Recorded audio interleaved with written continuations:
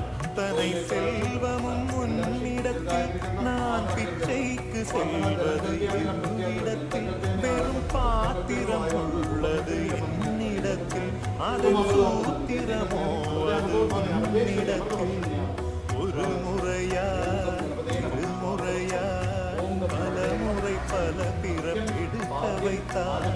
புது வினையா மனவினையா கணம் கணம் தினம் என்னை துடிக்க வைத்தார் பொருளுக்கு அலைத்திடும் பொருளற்ற வாழ்க்கையில் புறத்துதே உன் அருள் அருள் அருள் என்று அலைகின்ற மனம் இன்று பிதற்றுதே அருள் விழியால் நோக்குவார் மலர்பதத்தால் தான்